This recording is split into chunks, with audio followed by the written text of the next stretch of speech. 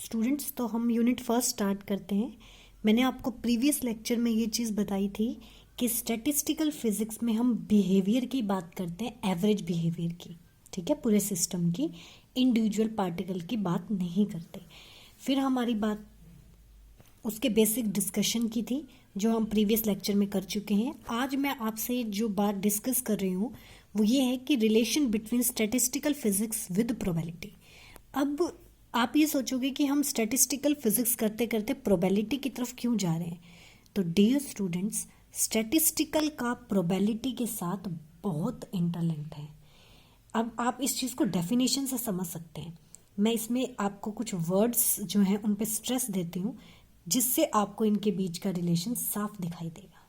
Students, अगर आपको ध्यान हो तो स्टैटिस्टिकल फिजिक्स में मैंने ये कहा था इट डिटरमाइंड एवरेज बिहेवियर, ठीक है। और प्रोबेबिलिटी में क्या होता है कि प्रोबेबिलिटी में भी तो हम किसी भी इवेंट के होने के चांस की बात करते हैं। मतलब ना तो हम यहाँ श्योर हैं ना ही यहाँ। दोनों केसेस में आप किसी भी इवेंट के ड्यूल नेचर की बात करते हो कि सिस्टम जो है वो इस स्टेट में उसके रहने के चांस इतने हैं, इस स्टेट में रहने के चांस इतने हैं, या वो इस किसी भी पर्टिकुलर सिचुएशन में उसके रहने के चांस मिनिमम है, ठीक है। तो इसका मतलब ये हुआ कि statistical and probability both are interlinked deeply. क्यों? क्योंकि दोनों में ही हम एवरेज या ये कह दो कि किसी भी सिस्टम की स्टेट के चांस की बात करते हैं कि इस स्टेट में रहने के क्या चांस है। तो स्टूडेंट्स, जब हम स्टैटिस्टिकल की डेरिवेशंस करेंगे तो आप खुद नोट करोगे कि उसमें हम प्रोबेबिलिटी की बहुत बार बात करेंगे। तो इसलिए स्टैटिस्टिकल फिजिक्स को स्टार्ट करने से पहले आपके फर्स्ट यूनिट में प्रोबेबिलिटी के कुछ बेसिक कंसेप्ट हैं जिनको दिया हुआ है और वो आप +2 में मैथ्स में बहुत अच्छे से पढ़ भी चुके हो।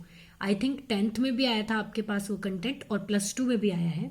मैं थोड़ा सा बता देती हूँ आपको, उन टर्म्स को आप रीड आउट कर लेना, कई बार 1 मार्क्स में पूछ ली जाती हैं। तो स्टूडेंट, सबसे पहले सिस्टम की डेफिनेशन पढ़ लेना कि जो आपके पास रीजन जो है यूनिवर्स का, जो आपके इंटरेस्ट का, दैट इज सिस्टम। तो माइक्रोस्कोपिक मैक्रोस्कोपिक की डेफिनेशन आप स्टडी कर लेना। ट्रायल और इवेंट किसको कहते हैं, इस चीज को आप अच्छे से स्टडी कर लेना कि जब आप किसी भी, जैसे मान लो आपने कॉइन को टॉस किया, तो जब आप उसको परफॉर्म कर रहे हो ना, दैट इज ट्रायल, और उस ट्रायल का जो रिजल्ट आएगा दैट इज इवेंट। तो दोनों की डेफिनेशन और विद एग्जांपल आप ये जैसे यहाँ पे 3 एग्जांपल दिए हैं, आप कोई भी एक आधा एग्जांपल इसमें से दे सकते हो स्टूडेंट्स। फिर बात आती है इक्वली लाइकली इवेंट। इसकी भी जस्ट आपको डेफिनेशन करनी है स्टूडेंट। इक्वली लाइकली इवेंट वो होते हैं जिन इवेंट्स के होने की प्रोबेबिलिटी सेम हो। जैसे मान लो आपके पास कॉइन है, ठीक है, आपने उसको टॉस किया तो हेड आने की प्रोबेबिलिटी भी 1/2 है और टेल आने की प्रोबेबिलिटी भी 1/2 है। तो आप उन दोनों को क्या बोलोगे, इक्वली लाइकली इवेंट। तो definition with any one example. Students, ये ध्यान रखना, एग्जाम्पल को क्रैम मत करो, क्योंकि एग्जाम्पल अगर आपको डेफिनेशन क्लियर है तो आप एक एप्रोप्रिएट एग्जाम्पल दे सकते हो। तो यहां से सिर्फ आप डेफिनेशन उठाओ, जैसे system, trial, event, equally likely event, favourable event. जैसे आपने कोई भी ट्रायल किया स्टूडेंट्स, अब मान लो मैंने कॉइन को टॉस किया, आपने बोल दिया हेड, तो अगर हेड ऊपर आ रहा है तो वो फेवरेबल है, मींस जो आपकी विश के अकॉर्डिंग का इवेंट होगा दैट इज फेवरेबल इवेंट। फिर आता है students independent and dependent events. अगर किसी के होने की प्रोबेबिलिटी जो है वो इस बात पे डिपेंड करे कि वो कौन से नंबर का ट्रायल है। जैसे मान लो मैंने एक कॉइन को टॉस किया, तो हम किसी कॉइन को टॉस कर रहे हैं, अगर आप ट्रायल फर्स्ट टाइम कर रहे हो तब भी प्रोबेबिलिटी 1/2 हेड आने की, टेल आने की भी। आप चाहे 10वीं बार ट्रायल करो तब भी वही है। तो ऐसे इवेंट्स को कहा जाता है इंडिपेंडेंट इवेंट्स।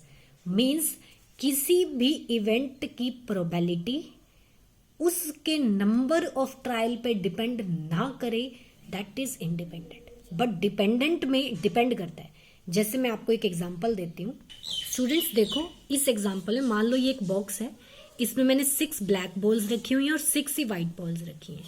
आपने रैंडमली इस बॉक्स में से एक बॉल को पिक किया, तो उसमें ब्लैक बॉल आने की प्रोबेबिलिटी कितनी होगी, फेवरेबल 6 डिवाइड बाय टोटल। तो आपके पास 6/12 मीन्स 1/2 होगी प्रोबेबिलिटी।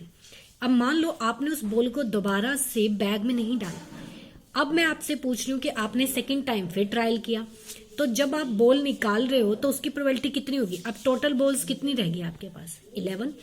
और जो पहले बॉल निकाली थी वो ब्लैक थी, तो अब ऊपर टोटल कितनी रहेगी? 5। तो देखो फर्स्ट ट्रायल में ब्लैक बॉल के चांस 1/2 है, सेकेंड ट्रायल में 5/11 है। तो अब प्रोबेबिलिटी जो है किसी भी इवेंट की वो किस बात पर डिपेंड कर रही है स्टूडेंट्स? कि ट्रायल का नंबर कौन सा है।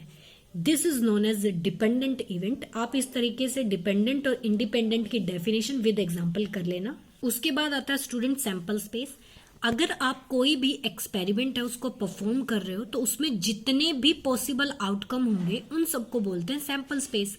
जैसे मान लो आपने एक डाइस को थ्रो किया तो टोटल आउटकम जो है आपके पास वो यही पॉसिबल है, तो इनको इस ब्रैकेट में हम रखेंगे और इस फॉर्म को बोला जाता है sample space. All the possible outcome of any experiment is said to be sample space. तो कई बार इसकी डेफिनेशन भी पूछ ली जाती है, तो इसको भी आप कर लेना। ये चीजें थी लाइट अबाउट प्रोबेबिलिटी, ठीक है। डेफिनेशंस थी, हर टर्म का आपको मीनिंग पता होना चाहिए। कई बार 1, 2 मार्क्स में आपसे ये डेफिनेशंस पूछ ली जाती हैं, वो भी विद एग्जांपल। उसके बाद स्टूडेंट्स बेसिक सी प्रोबेबिलिटी की डेफिनेशन आपको पता होनी चाहिए कि डेफिनेशन में क्या होता है कि न्यूमरेटर में फेवरेबल वेज, नीचे टोटल नंबर ऑफ वेज। जैसे मान लो आपके पास एक डाइस है और आपने उसको थ्रो किया, तो टोटल सैंपल स्पेस आपकी ये है। मैंने आपसे पूछा कि 6 आने की प्रोबेबिलिटी क्या है, तो फेवरेबल केस कितने हैं? 1, तो ऊपर आ जाएगी number of favourable case.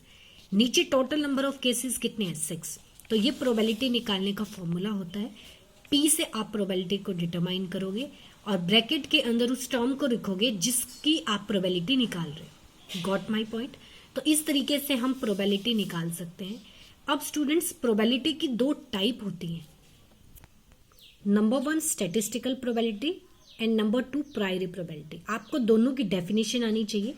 1-2 bar exam में स्टूडेंट ये क्वेश्चन भी आया हुआ है that find out the relation between statistical probability and priori probability. तो मैं आपको इसका बेसिक बता देती हूँ, आप अपनी बुक से उसको स्टडी कर लेना। पहले मैं डेफिनेशन का डिस्कशन करती हूँ आपसे कि इन दोनों की डेफिनेशन आपको क्या बताती है और कैसे हम इन दोनों को कनेक्ट कर सकते हैं। तो स्टूडेंट्स मैंने आपको पहले मैंने आपको स्टैटिस्टिकल प्रोबेबिलिटी की डेफिनेशन बताई, अब ये प्रायरी प्रोबेबिलिटी की है। हम इसको समझते हैं। तो स्टैटिस्टिकल फिजिक्स और प्रायरी में न्यूमरेटर में सेम टर्म आती है कि जिस चीज की आप प्रोबेबिलिटी निकाल रहे हो ऊपर वो टोटल फेवरेबल इवेंट कितने हैं वही आएंगे। बट स्टैटिस्टिकल फिजिक्स के स्टैटिस्टिकल प्रोबेबिलिटी के डिनोमिनेटर में नंबर ऑफ इवेंट्स कैरिड आते हैं। मतलब आपने उस एक्सपेरिमेंट को कितनी बार परफॉर्म किया है स्टैटिस्टिकल प्रोबेबिलिटी में वो आएगा डिनोमिनेटर में, जबकि प्रायरी प्रोबेबिलिटी में नीचे टोटल नंबर ऑफ इवेंट्स आते हैं। जैसे मान लो मैंने एक डाइस को थ्रो किया, क्लियर। अब डाइस को मैंने 4 बार थ्रो किया है, ठीक है, और मैं आपसे पूछती हूं कि स्टैटिस्टिकल प्रोबेबिलिटी क्या होगी 4 आने की। तो स्टूडेंट्स फेवरेबल इवेंट ऊपर क्या है? 4 आने की प्रोबेबिलिटी फेवरेबल 1 ही है, और नीचे क्या आएगा? कितनी बार आपने वो एक्सपेरिमेंट किया है, कितनी बार किया? 4, तो नीचे आ जाएगा 4। और प्रायरी प्रोबेबिलिटी में क्या होगा? नीचे ऊपर तो फेवरेबल आएगा, ठीक है, 1 आ गया। टोटल नंबर ऑफ इवेंट कितने हैं? 6 हैं। तो यहाँ पे 4 का कोई लेना देना नहीं कि आपने कितनी बार ट्रायल किया है, क्लियर। तो स्टैटिस्टिकल में और प्रायरी में न्यूमरेटर में सेम चीज रहेगी, बट डिनोमिनेटर में स्टैटिस्टिकल में हम नंबर ऑफ टाइम्स जो हमने एक्सपेरिमेंट किया है वो लिखना पड़ता है, प्रायरी में टोटल नंबर ऑफ इवेंट लिखने होते हैं, ठीक है। अब इन दोनों में रिलेशन क्या है कि जैसे जैसे आपके नंबर ऑफ ट्रायल्स बहुत ज्यादा हो जाते हैं तो दोनों का रिजल्ट सेम आता है। जैसे जैसे आप नंबर ऑफ ट्रायल्स को इंक्रीज करते जाओगे तो स्टैटिस्टिकल प्रोबेबिलिटी और प्रायरी प्रोबेबिलिटी सेम रिजल्ट्स देने लग जाएंगे। वो देखो कैसे। मान लो मेरे पास एक कॉइन है, मैंने उसको एक ही बार उसका ट्रायल किया, उसको टॉस किया, तो आप खुद सोचो हेड उसमें हेड आ गया बाय चांस, तो ऊपर फेवरेबल 1, नीचे स्टैटिस्टिकल प्रोबेबिलिटी निकालने के लिए आपने जितनी बार ट्रायल किया एक ही बार किया है तो नीचे भी 1 आएगा, तो 1/1 हेड कितना हो गया? 1। टेल आने की प्रोबेबिलिटी, इवेंट तो हमने एक ही बार किया है तो नीचे तो 1 नहीं आएगा, लेकिन हेड टेल आया तो नहीं ना, तो फेवरेबल इवेंट कितना हो गया 0, तो 0/1 क्या हो जाएगा 0। मीन्स ये हमारे पास स्टेटस उस टाइम का है जब हम कॉइन को एक बार टॉस करते हैं और हमारा रिजल्ट क्या आता है कि हेड आ जाता है। तो स्टैटिस्टिकल प्रोबेबिलिटी इस तरीके से निकलेगी, और प्रायोरी प्रोबेबिलिटी तो सेम वैसे ही निकलेगी स्टूडेंट्स। नीचे टोटल नंबर ऑफ केसेस, ऊपर आपके पास जो ट्रायल के केसेस है। अब मैंने क्या किया, इस कॉइन को एक बार ना टॉस करके 500 टाइम किया, तो प्रायोरी प्रोबेबिलिटी तो फिक्स ही रहेगी, वो तो वही रहेगी। अब मैंने लेट किया कि जितनी मैंने 500 बार अगर उसको ट्रायल किया तो 270 बार हेड आ गया और 230 बार आपके पास टेल आ गया। नॉर्मल सा मैंने लिए, आप 250 भी ले सकते थे, आप इसको 270 200 ये भी ले सकते हो, बट ऐसा कभी नहीं होगा कि आप 500 बार ट्रायल करो तो टेल एक बार भी ना आए। ठीक है, तो इस तरीके से हमने लिया। तो अब आप खुद देखो इसकी प्रोबेबिलिटी कितनी बन रही है 0.540, तो वो किसके नजदीक आ रही है 0.5 की। तो ऐसे अगर आप केसेस बढ़ाते जाओगे स्टूडेंट्स तो दोनों फिजिक्स सेम, दोनों प्रोबेबिलिटी के फॉर्मूला सेम रिजल्ट देंगे। ठीक है, I repeat, when total number of trials to be performed is increased then both give same results। तो स्टूडेंट्स थोड़ा सा रिव्यू इसका ले लेना एक बार। इस पे 4 मार्क्स का क्वेश्चन भी आया हुआ है, relation between statistical and प्रायोरी probability. तो आपको इसी तरीके से करना है, पहले दोनों प्रोबेबिलिटी की डेफिनेशन दो, फिर उसको विद एग्जांपल एक्सप्लेन कर दो। Got my point student? हमारे पास प्रोबेबिलिटी के आर्टिकल में 2 थ्योरम्स आते हैं, एक एडिशन थ्योरम ऑफ प्रोबेबिलिटी और एक मल्टीप्लिकेशन थ्योरम ऑफ प्रोबेबिलिटी। इन दोनों का न्यूमेरिकल्स में यूज भी होता है स्टूडेंट्स। मैं इसका बेसिक बताती हूँ आपको कि एडिशन थ्योरम में क्या होता है कि जो आपके 2 केसेस वो पूछेंगे ना, उन दोनों की प्रोबेबिलिटी आपको ऐड करनी होती है रिजल्टेंट फाइनल निकालने के लिए, जबकि मल्टीप्लिकेशन में उन दोनों प्रोबेबिलिटी को आपने मल्टीप्लाई करना होता है जिनके बारे में आपसे पूछा जाए। अब क्वेश्चन ये आता है हमें कैसे पता लगेगा कब हमें ये यूज करना है कब ये। मैं आपको एग्जांपल से बताती हूँ। सपोज करो आपके पास एक बैग दिया हुआ, ठीक है, उस बैग में आपके पास कुछ रेड बॉल्स हैं, कुछ व्हाइट बॉल्स हैं और कुछ ब्लैक बॉल्स हैं।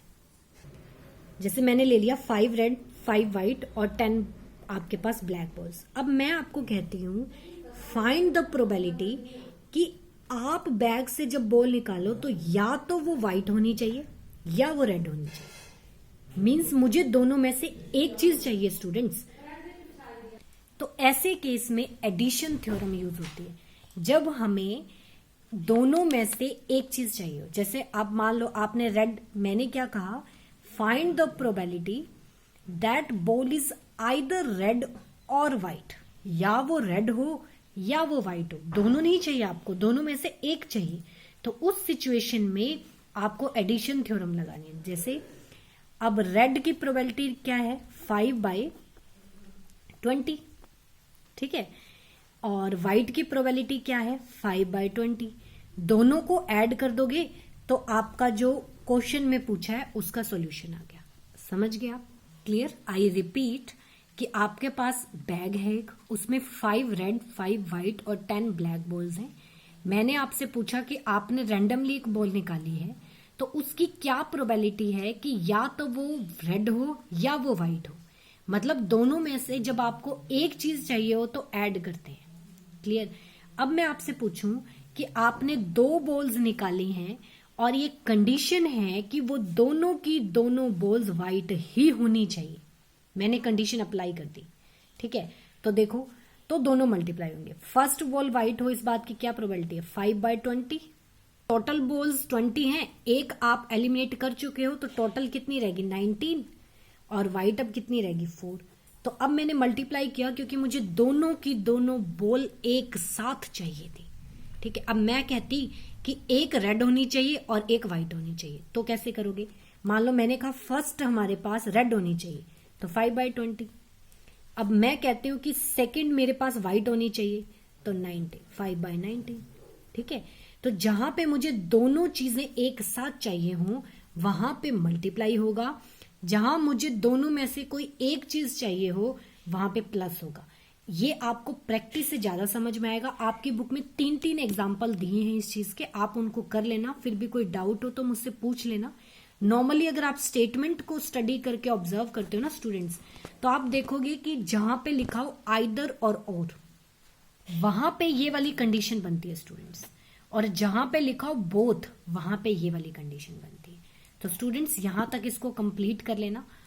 इसके बाद स्टूडेंट्स कुछ कंसिडरेशंस हैं, जैसे कॉइन को टॉस कर रहे हो, डाइस को आप थ्रो कर रहे हो, इनको आपको किसी भी चीज को क्रैम नहीं करना स्टूडेंट्स, जस्ट इसके न्यूमेरिकल्स करने। और ये न्यूमेरिकल बहुत ही सिंपल है, आपने 10th +2 में कर रखे हैं, आप इनको जरूर कर लेना, ये न्यूमेरिकल्स आते हैं।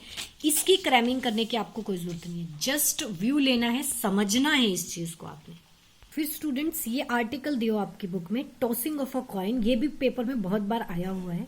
टॉसिंग ऑफ कॉइन में आप 2 से स्टार्ट करते हो कि पहले आपने 2 कॉइन लिए हैं, फिर आपने 3 लिए हैं।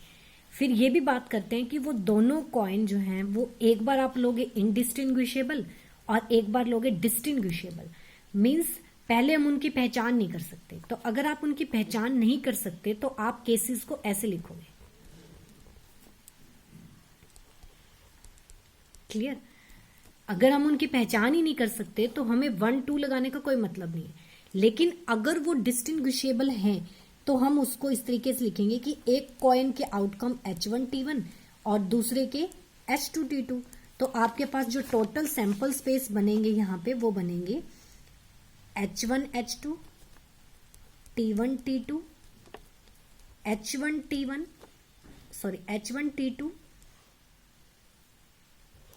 और फिर आपके पास आ जाएगा दिस वन स्टूडेंट्स। ठीक है, जब हम उनको इनडिस्टिंग्विशेबल लिखेंगे तो सब्स्टिट्यूट में 1 या 2 लगाने की कोई जरूरत नहीं है। जब डिस्टिंग्विशेबल होंगे तो आपको इस तरीके से बताना है, सब्स्टिट्यूट बता रहा है H1 का मतलब है फर्स्ट कॉइन में हेड आया है, 2 लगाने का मतलब है सेकंड कॉइन में हेड आया है। क्लियर?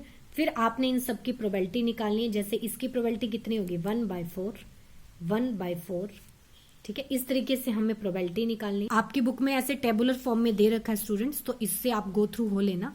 कई बार ये पेपर में 3 या 4 या ये कह दो कि 3 या 4 बार पूछा गया है और इतने ही मार्क्स में आता है स्टूडेंट्स। ये मैक्सिमम 5 मार्क्स, मैक्सिमम है 5 मार्क्स, वैसे 2-3 मार्क्स तक आएगा। आप कॉइन्स को इनडिस्टिंग्विशेबल लोगे तो इस तरीके से सिचुएशन बना दोगे। ठीक है, ऐसे मैंने आपको ये 2 का एग्जाम्पल करवाया, आप 2 कॉइन्स और 3 दोनों का एग्जाम्पल सम अप कर लेना। इसमें भी क्रैमिंग कुछ नहीं करनी, थ्योरी नहीं है, सिर्फ ये मैथमेटिकली है, प्रोबेबिलिटी का बेसिक। तो स्टूडेंट्स अगर हम सिलेबस का रिव्यू लें तो हमने ये सभी आर्टिकल्स कवर किए हैं। कहाँ तक? अप टू प्रोबेबिलिटी कंसिडरेशन तक हम इनको कवर कर चुके हैं, और एक आर्टिकल मैंने ये करवा दिया आपको, tossing of 2, 3 and any number of coins. अब नेक्स्ट लेक्चर में हम करेंगे मैक्सिमम प्रोबेबिलिटी और मिनिमम प्रोबेबिलिटी, और उसके बाद आगे वाले आर्टिकल्स को रिवाइज करेंगे। आप यहां तक कर लेना। इसमें जितने भी न्यूमेरिकल हैं उन सबको अच्छे से करना स्टूडेंट्स। न्यूमेरिकल इस यूनिट में आने की प्रोबेबिलिटी ज्यादा होती है। Got my point? यहां तक रिवाइज कर लो, कोई डाउट हो तो आप मुझसे पूछ लें।